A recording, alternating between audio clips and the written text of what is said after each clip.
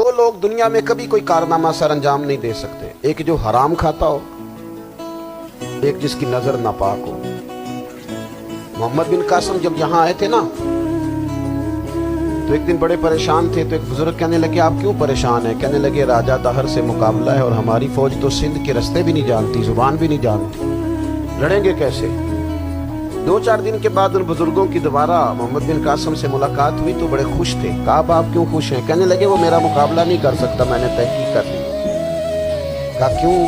کہنے لگے نظر کا گندا ہے، اور جو نظر کے گندے ہوتے ہیں وہ میدانوں میں ٹھہرا نہیں کرتے۔ میدان کے لیے نکلنے کے لیے پاک جوانی کی ضرورت ہوتی ہے، تطہیر مزاج ہونا ضروری ہوتا ہے، پاکیزہ افکار اور سچی اور سچی ستھری سوچوں کا ہونا ضروری ہوتا ہے۔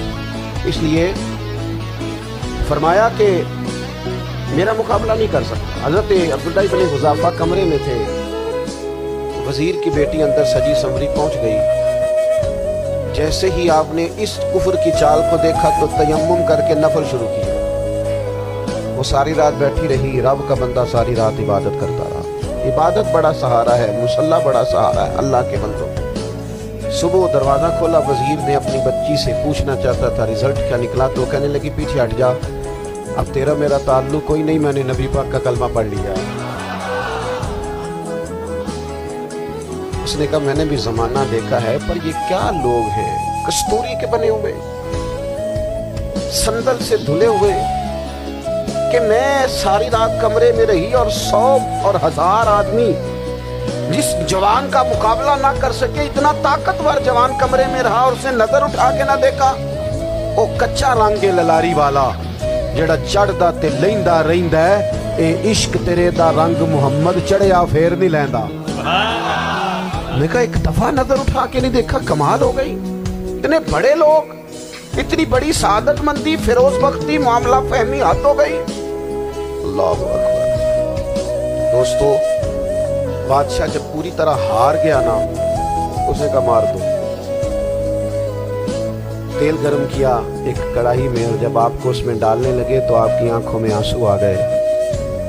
بادشاہ کا خیال ہوا شاید نرم ہو گئے ہیں، کہنے لگا روئے کیوں؟ فرمانے لگے سوچتا ہوں جان ہی ایک ہے، کتنا مزہ ہے اس کی راہ میں جان دینے کا، کتنی لذت ہے اس کے نام پر مرنے میں، کتنا لطف ہے۔ جے تو چڑھیا اتے دار بھی نہیں، جے تو وکیا عشق بازار بھی نہیں، تے ایڈا سستا سودا پیار بھی نہیں، تے ایڈا سستا لبدا یار بھی نہیں۔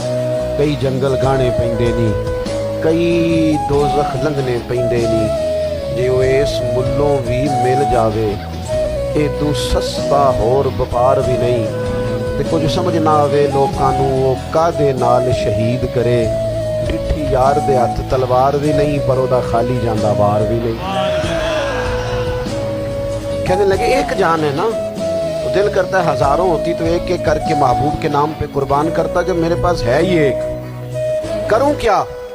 حضرت عبداللہ ابن حذافہ رضی اللہ تعالیٰ عنہ جب روئے اور بادشاہ نے یہ بات سنی تو بادشاہ اٹھ کے کھڑا ہو گیا، سارے وزیروں مشیروں کو کہنے لگا تم نے کہا تھا نا بندہ ضائع کرنے والا نہیں، یہ بھی ضائع کرنے والا نہیں۔ کہنے لگا میرا ماتھا چومو، تم جیسے لوگوں کو قتل نہیں کرنا چاہیے، آزاد کرنا چاہیے۔